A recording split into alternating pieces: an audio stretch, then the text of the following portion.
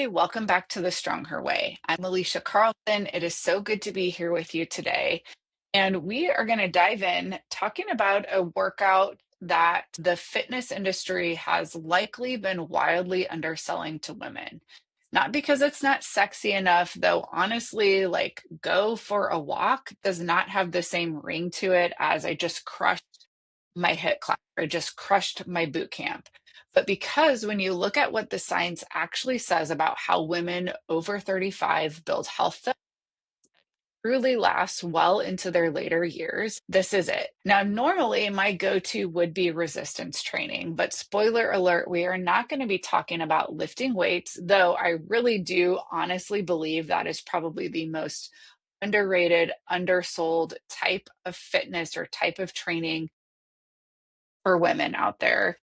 But zone two cardio. Now, before your eyes completely glaze over, especially if you're kind of one of those women that revs a little bit higher, you're kind of that high achieving, maybe you notice there's a little bit more anxiety kind of always humming through your body. I need you to stay with me for at least the next 60 seconds because what I'm about to tell you might completely rewire how you think about what it means to train hard, especially if you tend to be that all in, all on high achiever and you find yourself kind of oscillating between those two extremes. A quick question for you. Have you ever finished a brutal workout? And I mean, left it all on the floor, kind of brutal, and still felt like you were maybe losing a little bit of ground, like you were working harder than ever, but your body wasn't cooperating. It wasn't responding the way that you thought it should be for the amount of effort you were putting in. Your energy was crashing. Your sleep was suffering. Maybe that like stubborn belly fat was not budging. You had mood swings that kept your family constantly guessing which version of you they were going to get.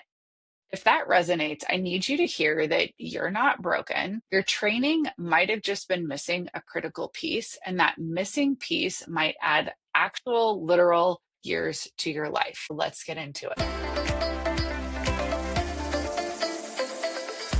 Do you find yourself constantly grabbing convenience food or hitting the drive-through because of your busy schedule? Are you tired of your clothes not fitting and wish you felt more like yourself again? Does the word diet make you cringe because of past failed attempts that left you hungry and deprived? I'm Alicia, a wife, mom, fitness, nutrition, and lifestyle coach for women. After years of dieting, losing, and regaining the same weight, I realized I needed a new approach. I was burnt out from trying to be everything to everyone and chasing a number on the scale. To truly show up as the wife and mom I wanted to be and to finally find freedom in my health meant redefining my relationship to food, exercise, my body, and most importantly, to myself. I discovered the power of brain-based nutrition, fitness, habits, and routines to create a healthy lifestyle without restriction or deprivation. And now I'm excited to share everything I've learned with you. If you're ready to follow a simple brain-based nutrition and fitness plan built on habits and routines designed for busy moms and women, you're in the right place. Let's do this together.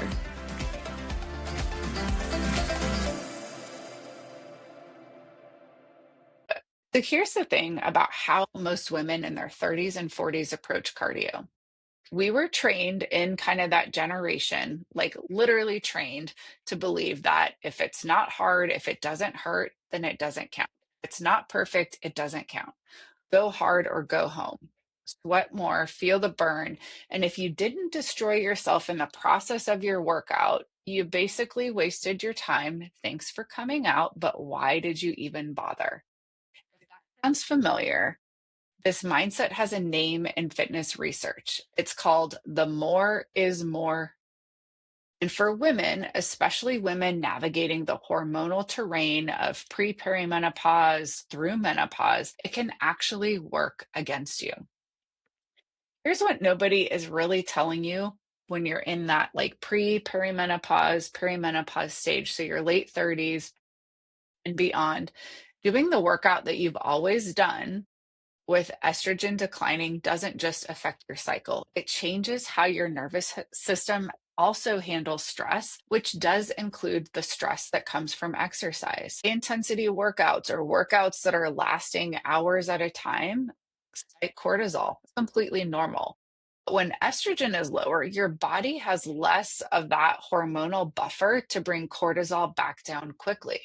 So instead of like one stress spike followed by recovery, you get that stress spike and then it stays elevated. Chronic high cortisol is basically telling your body to turn on fat storing, muscle wasting, sleep disruption. It's this alarm system that essentially never really turns off. So you could be doing all of the quote unquote right things and still feeling completely terrible, like you took your body through the ringer. You're convinced that there's something wrong with you. Maybe it's your willpower, maybe it's just your genes, or it's just your age. But you deserve a better way of moving your body that does not require you completely driving yourself into the ground and to prove that you're actually still trying.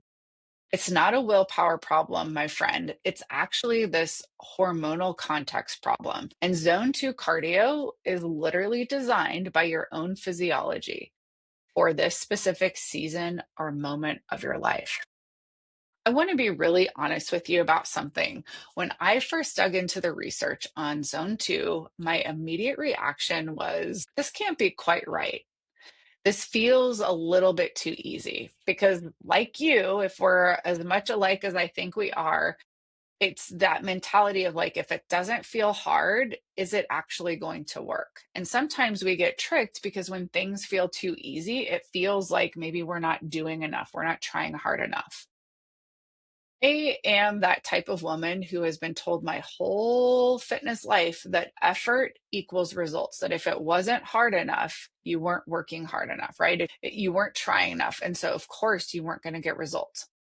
And I get it if you're sitting on the other end of this podcast, listening and thinking the same thing, really doubting that if it's not always hard, is it going to actually work? But when I started reading the actual data and the research, and not just like the fitness bros or like the science bros science, not influencer content, but actual peer reviewed research on what predicts how long women live and how well they're going to age, you can't unsee that. So I have spent years helping women break out of the all or nothing fitness cycle. That's not news. That's what we talk about day in and day out, Instagram, on the podcast. And I really keep coming back to the same truth that I want to share. Sustainable, identity rooted movement is always going to win. Zone two is the science that really backs that up. Let's break that down a little bit more. Okay, what is exactly zone two? Let's go ahead and define this before we go any further. Otherwise, I'm going to keep saying zone two, and you're going to be like, what exactly is she talking about? What does that mean? How do I actually apply that? So, we want to think about this in different training zones for your cardiovascular system. It's kind of like gears in a car. So, zone one is that gentle stroll. Zone five would be like your max. So, it's like sprinting as if your life depended on it. Zone two is really that sweet spot in between. So, roughly 60 to 70% of your maximum heart rate. It's a pace where you could hold a full conversation, but you probably wouldn't want to deliver a TED talk or record your own podcast because it would feel like you're slightly winded, or maybe you're talking too fast, or your breathing's a little bit shallow. Now, if you're not really sure how to figure out your max heart rate, there is this easy equation. I learned it all the way back in school when I was studying exercise science, but you effectively take 220, subtract your age, and that's going to give you a rough estimate of what your max heart rate is. Now, you might feel like your max heart rate, maybe it's a little bit above, maybe it's a little bit lower. But again, that's just kind of a quick and dirty way to figure it out so that you know, okay, we take that number, 220 minus our age, whatever that is, then you can take the 60 to 70% of that. So I'm going to figure this out for you in real time. So 220 minus 41, because I just had a birthday. So it's estimated my max heart rate's going to be 179 beats. If I wanted to figure out what that zone two range is, I'm going to take 179, multiply that by zero point 0.6. So 107-ish beats would be that 60%. And then if we go 179 times zero point 0.7 to 125. So My zone two is going to be that I think I said 107 to let's say 105 beats a minute. So the talk test, this is like if you can speak in complete sentences, but you feel slightly annoyed if someone asked you a long question or something you had to think about, you're likely in zone two. This could also be considered like the conversational cardio zone. So brisk walking, light cycling, a leisurely swim, an easy jog, low drama, high return. And again, if you've got a lot of stress, if you've got a lot of cortisol, if you're somebody that tends to just run a little bit like higher, the zone two is really going to be helpful because it's actually bringing your body into more of that rest and digest, relaxed state, which you actually probably need more of. So, at this intensity, something remarkable starts to happen way down at the cellular level. Your mitochondria, which is really the way it was always described to me, is it's the powerhouse of the cell. It's the little energy factory inside every single cell in your body, shifts into their most efficient mode. So instead of burning through your glycogen stores like they do when we're in that high intensity work, they actually prioritize fat oxidation. And over time, with consistent zone two training, you actually start to build more mitochondria. More mitochondria means more energy at the cellular level, more cellular capacity, which means better energy at rest, better metabolic efficiency. And here's the part that really made me a full convert from going from that like balls to the wall, super intense. It actually can increase your VO2 max. And VO2 max, again, that's another kind of sciencey term. So let's go ahead and talk about that. This could be potentially one of the more important fitness metrics you've likely never tracked. VO2 max is kind of considered your longevity superpower. So, this is really your body's maximum capacity to use oxygen during exercise. Research that was published in JAMA, the Network Open, tracked over 122,000 patients across nearly a decade. So it was a pretty big sample size as well as a long study. What they found is that people with the highest cardiovascular fitness had an 80% lower mortality risk compared to the least fit. So I'm not saying that we go complete cardio bunny and we only do zone two. We still want to really focus on resistance training and having that be the foundation, but we also don't want to neglect heart health or lung health. So the cardiovascular stuff definitely comes into play here. Here's the kicker. Low fitness carried a higher death risk than smoking, than diabetes, or coronary artery disease. Being unfit is a greater risk to your life than smoking, which is like completely bananas because we have all of these laws about you can't smoke in certain areas. And I'm definitely not advocating for cigarette smoking in the least bit or smoking really of any kind. But being unfit actually can have a greater risk to your life than some of these other things, smoking, the diabetes, the coronary artery disease. The cool thing is that each small improvement in VO2 max is meaningful. So this is that idea. Don't throw the baby out with the bathwater. Don't completely discount it just because it's these small, steady changes. Research from a 46-year follow-up study, so this was obviously done over a long period of time, found that each single unit increase in VO2 max was associated with roughly 45 additional days of life expectancy. So not years, but days per unit, which adds up fast when you're working on building this up over time. Hopefully that theme sounds familiar. It's one that we really do hit home pretty much every single episode. Focus on those small, daily, consistent things, those small changes, those small improvements. Watch those things add up and compound over time. Now, here is where it gets personal for women over 35 specifically. VO2 max naturally declines with age. Now, that really shouldn't be a surprise because we also know that muscle loss increases with age as well, about 10% per decade after 25 if you don't do anything to fight it. So, what this is basically saying is that if you don't do anything to kind of maintain or try to build on your VO2 max, your cardio health, you're going to lose it about 10% per decade after the age of 25. Same as muscle, right? If it's usually after the age of 30, we start to see that increase of decrease in muscle mass, where we start to see our body losing muscle mass at a more rapid pace. That starts to happen after 30. So, really, around the same time, let's say 25 to 30, if we're not actively training for VO2 max, so actively training some zone 2 cardio, we're not actively doing our resistance training in a faithful manner, both of those things are going to suffer over time. But there is good news. Thankfully, there's always some good news, is that it is highly trainable at any age. So, research consistently is showing that even in older adults, including women well past menopause, well past 60, can improve their VO2 max by 10 to 15% with consistent training. So, again, the point is, it's never too late to start. Of course, maybe it would have been better to start earlier on, but when we know better, we can do better.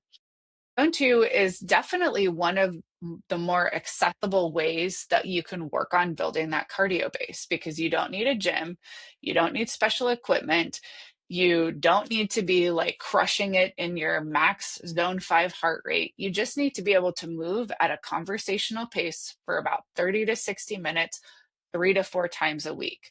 So that's going for a walk. Again, it's that easy cycling, maybe a light swim, something like that. It's not crazy. It's that 60 to 70% of your max. Remember, that's 220 minus your age, and then multiply that number by zero point 0.6, and then your max, your estimated max, by zero point 0.7. And then you've got that zone 2 range for yourself. Let's talk about how this plays a role in your hormones and the cortisol connection. So let's bring this back to what's happening inside the bodies of women, especially in their 30s, 40s, 50s, and beyond, because this is where zone 2 cardio goes from being just like slightly interesting to actually designed for where your life is right now. We already touched a little bit on cortisol. As estrogen declines, as we get closer to menopause or in perimenopause, your HPA axis really is where like that stress response system is, becomes dysregulated. It's not like a dramatic drop off the cliff. It's more like the subtle, steady decline. But the result is that your baseline cortisol can run higher overall. Your cortisol stress, or your cortisol response to stress, can be exaggerated, and that the dip that should happen at night to let you sleep properly, it starts to get delayed, which can be one of the reasons that your sleep starts to go all over the place. So, what does this mean for exercise? Intensity training, if we're doing it too frequently without enough recovery, it actually adds to that cortisol load, which is why so many women, especially over 40, who are still training super hard, start to struggle with unwanted belly fat, maybe poor sleep, low energy. It's not a discipline problem. It is really more of a stress hormone problem. Zone 2, so when we kick it down a couple notches from that HIIT training, by contrast, really works to keep your cortisol levels balanced and in check, because you're working at an intensity that your nervous system can actually handle and keep up with without triggering the full on stress. Exercise endocrinology research shows that moderate aerobic activity in that zone 2 space or space intensity really supports more of a stable cortisol curve. So, this means that you get the metabolic benefits without torching your hormonal balance and throwing your body even more out of whack. Here's something that I think is really beautiful and kind of cool about this. Zone 2 is actually a tool to help you regulate your nervous system.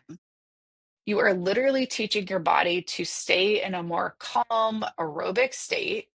Over time, that adaptation extends well beyond your workout. So, women who are doing this consistent cardio in zone 2 training are reporting things like better sleep, better mood stability, and better resilience to the stress in their everyday life.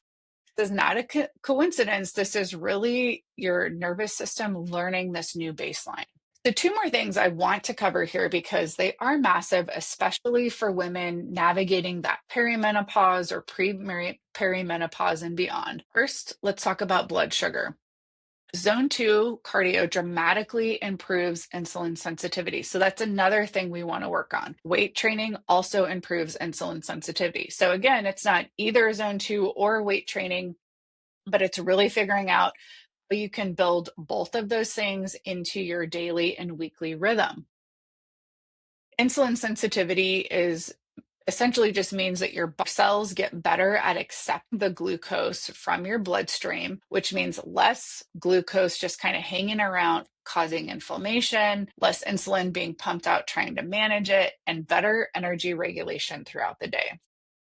So that is definitely one of our goals always in life, is to keep insulin sensitivity, to balance our blood sugar. It becomes a little bit harder to do naturally. I mean, not naturally, but it becomes a little bit more of a challenge as things start to shift in our hormones as we get towards perimenopause, which is why we want to do as much as we can through lifestyle manage that. As you can probably guess, this matters enormously in those pre-perimenopause, perimenopause years because declining estrogen already is affecting insulin sensitivity. You're more susceptible to blood sugar dysregulation, energy crashes, cravings, the whole thing. Two is one of the most powerful non-medication tools you can actually put in your toolbox to help address this.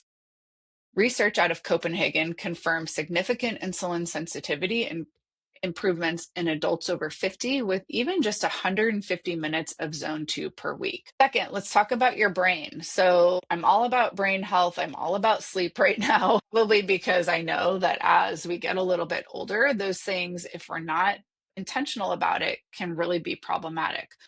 Aerobic exercise, specifically in that zone 2 range, triggers the release of something called BDNF. So that's brain derived neurotrophic factor.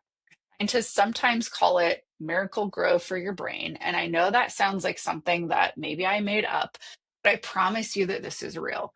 BDNF supports the survival and growth of neurons, promotes neuroplasticity. So that just means your brain's ability to adapt and rewire, which is great because also we talk so much about the importance of your mindset and the thoughts that you're thinking. It's also been linked to protection against cognitive decline and Alzheimer's disease. 2018 study in neurology following over 1,200 older adults found that moderate cardio in that zone 2 level training was associated with significantly reduced dementia risk. So when you're out on that 40-minute walk and you're in your zone 2, you are not just burning fat, which, if that's one of your goals, this is definitely a tool you want in your arsenal. You are literally also helping yourself build a sharper brain and a longer lived one, right? So here is what I want you to do with all of this. I'm putting together something I'm really excited about. It's a focused, affordable micro course built around exactly this, teaching women over 35 how to build a sustainable fitness foundation that actually works with their hormones, not against them. Zone 2, strength, nervous system regulation, blood sugar management, all of it in one place without the overwhelm.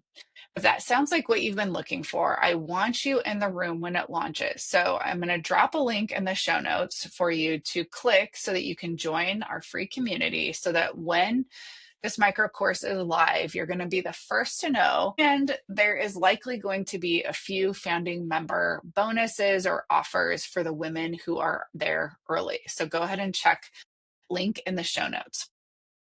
Let me be real about why all of this matters. If you're only focusing on that higher intensity, the more extreme workouts, you're likely going to be missing a very fundamental base, that foundation in that zone 2. Of course, not because you're lazy, but because you're not specifically training the system that's going to help you build that VO2 max.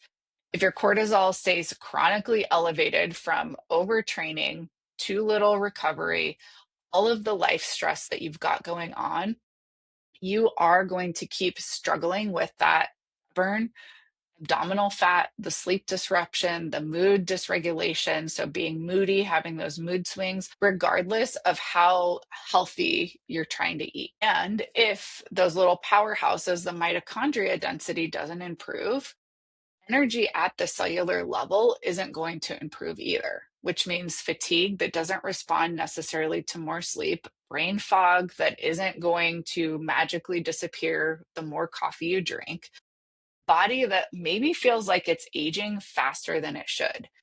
And I'm here to tell you, I think you deserve better than that. The research says you can absolutely have better than that even at this age. It's not too late. Women well past 60 see dramatic mitochondrial and improvements in their VO2 max with consistent training. Starting today, even with 20 minutes of brisk walk, that can really be enough to start moving the needle. Now, let's shift gears a little bit and talk about something that really isn't discussed a whole lot when it comes to making long term lasting changes. And that's really focusing on changing your behavior from that identity level, because this is really what we do here. And I think it's the most important thing I can offer you. The women I work with who make the most lasting change aren't the ones who find the perfect workout, the perfect routine, the perfect system.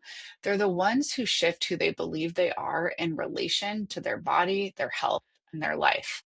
There's a version of you who exercises to punish yourself or to make up for something that you did or that you ate, who judges every workout by how hard it was, who starts over continually because yesterday didn't go as planned, last week didn't go as planned. But I also believe that there's a version of you who trains because you're investing in a body that will carry you through your 60s, your 70s, and beyond with strength and clarity, who walks on those Tuesday afternoons and knows, like deep down knows inside, that she just built her brain, regulated her stress hormones, improved her blood sugar, and added time to her life. So that's the version of you, that training, that is focusing on eating, that is making lifestyle changes because you see the ripple. You see how that impacts those that you live with, that you share and do your life with.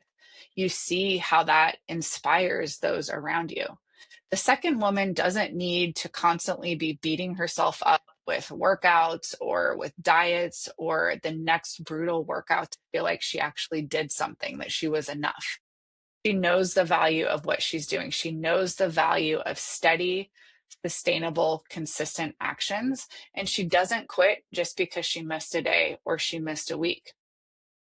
Now, I know, like we said at the beginning, this zone two isn't sexy. And for a lot of high achievers, it's not the easy option. It's you deciding to play the long game. And women who play the long game and their health and their fitness, they end up being the winners, right? They win in ways that the all or nothing version often doesn't, because they're still at it 55, 65, 75, and beyond. If longevity is part of the goal of what we're working for, this isn't built in those small moments where you push the hardest. It's built in the consistent, sustainable, unsexy Tuesday walks or lifting session or the early bedtimes. And I want that for you. All right, let's go ahead and land the plane. Now, VO2 max is not a fitness metric. Rather, it's more of a lifespan predictor. And zone two cardio is going to be one of the more accessible, sustainable ways that you can work toward that with the lowest injury risk to protect and help you to continue to improve it. For women over 35 who are starting to experience and navigate those real hormonal changes and their real life. So here is your homework from today's episode. I want you to find your zone two. So remember, it's that 220 minus your age, multiply that by zero point 0.6, and then multiply by zero point 0.7 again. You can also use the talk test. Full sentences, slightly elevated breath, but you could sustain it for 30 plus minutes.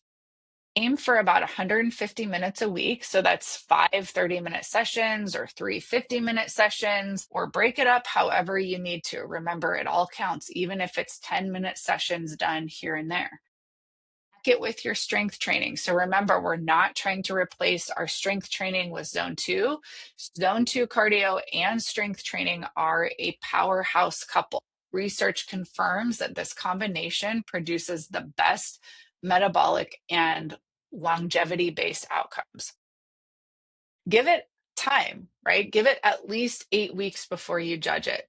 So, a lot of these other changes that we talked about are going to take some time and some consistent effort before you start to see the results. So, give it time, trust the process.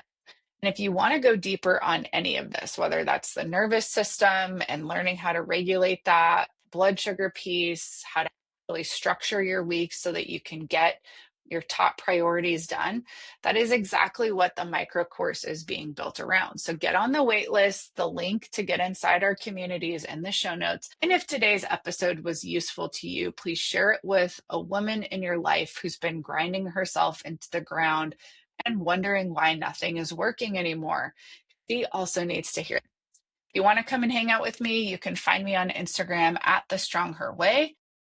Tell me, what you're working on this week. I genuinely want to hear about it. I want to connect with you. Until next time, train smart, eat well, and remember, you are not necessarily working to get back to who you were in some past season of your life, but it's really about leaning into who you are, where you're at now, and where you want to go for the remainder of your life. Because the woman that you're becoming, she not only thrives now or when circumstances are perfect, she's thriving in her 40s and her 50s and well beyond, and she is so worth training soon. Thanks for spending your time with me. I hope today's episode blessed you. We'll talk soon. Until then, bye. Thanks for tuning in to The Strong Her Way. If you're ready to redefine your relationship with food, exercise, and yourself, remember, it's all about building habits and routines that fit into your busy life without restriction or deprivation. I hope today's episode inspired you to take the next step on your journey to a healthier, happier you. Don't forget to follow the show so you never miss an episode. And if you found this helpful, please leave a review and share it with other women who need a little extra encouragement. Together, we can all become stronger. Until next time, stay strong and keep moving forward.